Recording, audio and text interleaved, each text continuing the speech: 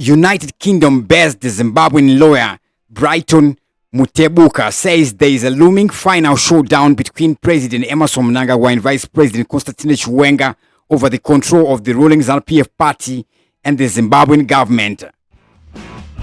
Mutebuka, in a post on the social media platform X, has suggested that despite ZANU-PF's denial, there are no ongoing power struggles between the two senior political figures.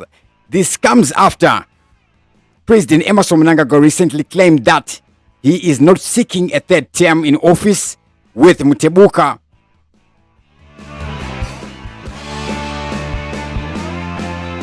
believes that this should not be taken at face value.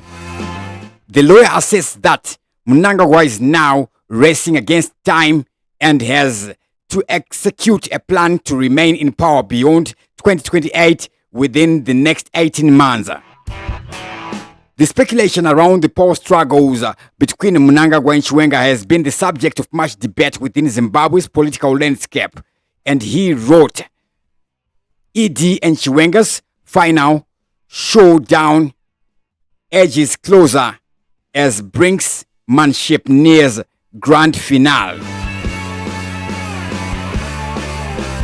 He notes down 25 points. Number 1. It is the worst kept secret in town. It's a poorly scripted show. It's about to take off. Number 2. It could only have been kept in the shadows for so long. Number 3.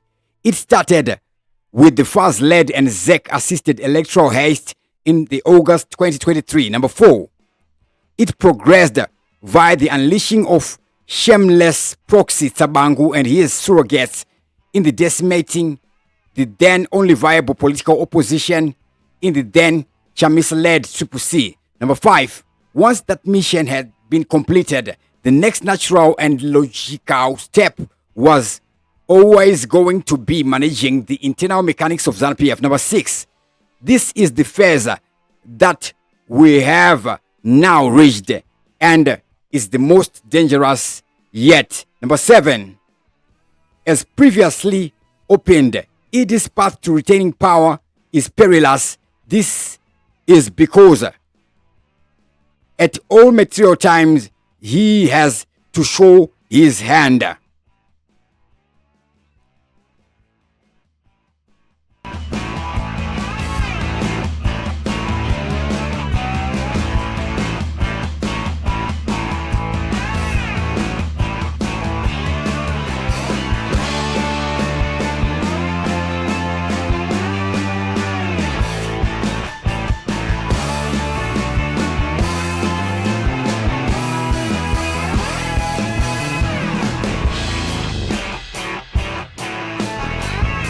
Number 8.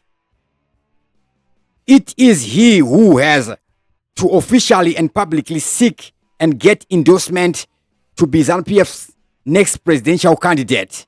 Number 9. It is he who has to openly command the machinery of the state to overcome the formidable constitutional obstacles in his path. Number 10. In all this, Chiwenga is the insurgent. He will remain inscrutable. He will play the fool, just like ED did while plotting against Bob, biding his time and perfecting his art until the moment is ripe. Number 11. ED's hand is being forced by his shrinking political cloak, which dictates the necessities of executing key and calculated political steps to beat the deadline imposed by the expiry of his term in the year 2028.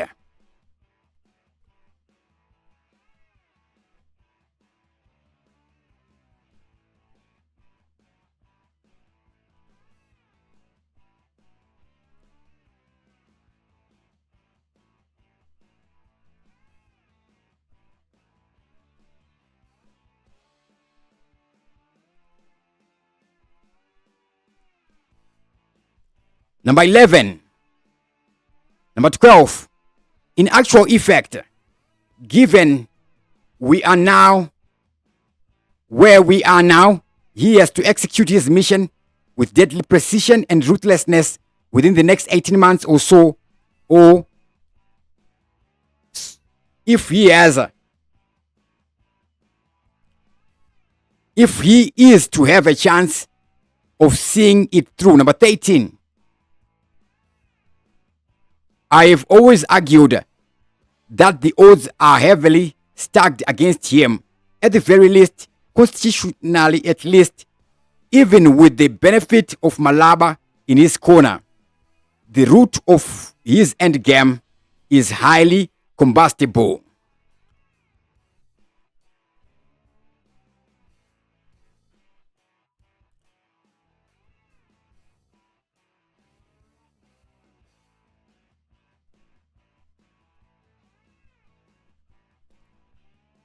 Number 14.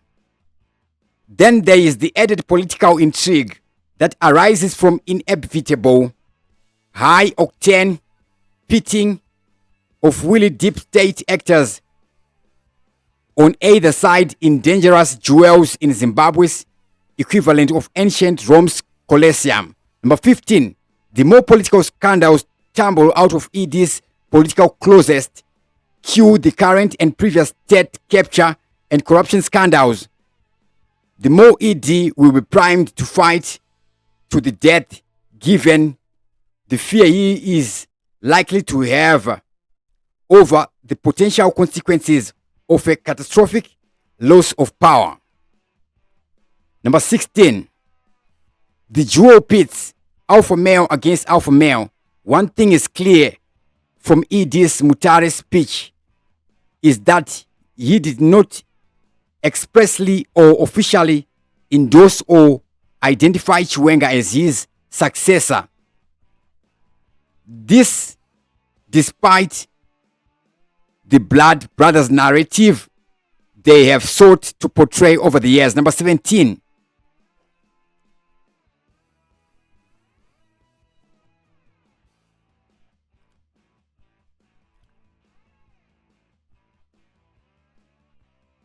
I previously commented that there was something churlish about ED's Chikomba speech, where he did a roll call of his cabinet and asked it to line up and endorse his third-term agenda via chanting his slogan in front of Chiwenga before holding and hoisting Chiwenga's hand while bizarrely and needlessly introducing him as Zim's VP, as if such an introduction was necessary or appropriate, either in that moment or in Chikomba of all places. Number 18.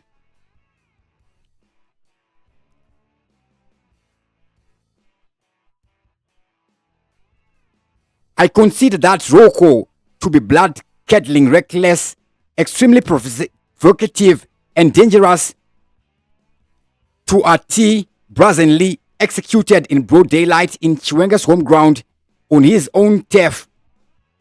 It's difficult not to interpret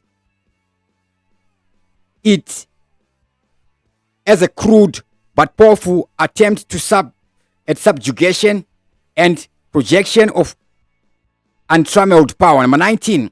The stream of choreography we are now witnessing from General Sanyatwe's reckless utterances, from the cacophony of deafening alarm bell from Bochava Postori Passover charade, is part of that act of intimidating all internal opponents of ZANU-PF. Number 20. There are also attempts at generating massive goodwill and performance legitimacy from the gullible through sustained flary campaign of public works such as road repairs and new buildings and other ED works to generate a sense of indispensability or creation of a messianic complex and justify the 2030 project, as if another ZANU-PF candidate can't continue on the same trajectory. Number 21. The more many organs of ZANU-PF and state officials join the chorus, the more third-term agenda is presented as a fait accompli to the likes of Chiwenga, so that they can be psychologically whipped into line to catapult without any further salvos being fired, thereby achieving another version of a bloodless palace reverse coup. Number 22, Idris Mutare Juice speech reference to a party-chosen successor as opposed to a carefully scripted Chiwenga coronation dramatically and powerfully demonstrated the fissures in the claimed close friendship. Number 23, it is not so subtle lighting road to Idris lieutenants and the politically discerning the equivalent of Professor Moyo's then explosive BBC Hard Talk interview when he declared that ED then elevation to state vice president did not mean he was a shoe in Bob's successor. Number 24. So, we now have our answer to the Mutare Juice speech. ED simply wanted to lure in his ambitious rivals into choppy waters and false sense of security, while unfailingly the old and worn-out dictator script of the pretending to be reluctant and unwilling to stay in power while secretly marshalling their proxies to continue pushing their naked political ambition from behind the scenes. Number 25. In scenes akin to a deadly game of Russian roulette, ED has effectively raised the stakes and marked his territory, daring Chiwenga to enter the dungeon and settle their score. At some point, the latter will have to take the plunge, which is when it will become hair rising and cause teeth to gnash. If the previously never was, it's now immediately clear that much vaunted coup protocol either never existed or was never taken seriously by ED. Conclusion.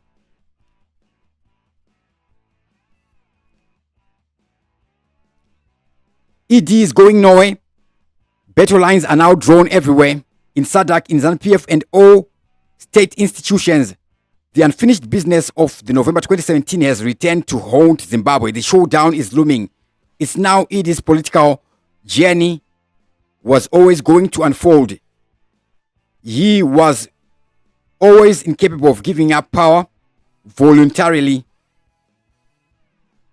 And his Mutare speech been sincere, we would have seen a tectonic shift in Zim's political terrain through the loosening of his grip over party and state affairs, genuine delegations of power, decentralization, and lowering of the political temperature. Instead, we have seen the exact opposite. You would think it was ED's first term. There are too many political scandals engulfing ED as to disincentivize him from vacating the seat of power. One gets the impression that he is committed to rolling the political dice to the bitter end. Virtually every current political event in Zimbabwe seems to be attributable to the intractable succession saga, from mysterious assaults to senseless arrests of political opponents and exceptionally cruel and prolonged denial of bail, even to the disabled and infants. Such jarring, heartless, and callousness. We are also increasingly seeing the unusual spectacle of children of high-profile regime officials getting arrested, which heightens the political intrigue involved. It is a bumpy road ahead. Everyone needs to buckle up and fasten their seatbelts, especially at the leading protagonists and those around them. That was a post there on x.com by UK-based Zimbabwean lawyer Brighton Matebuka.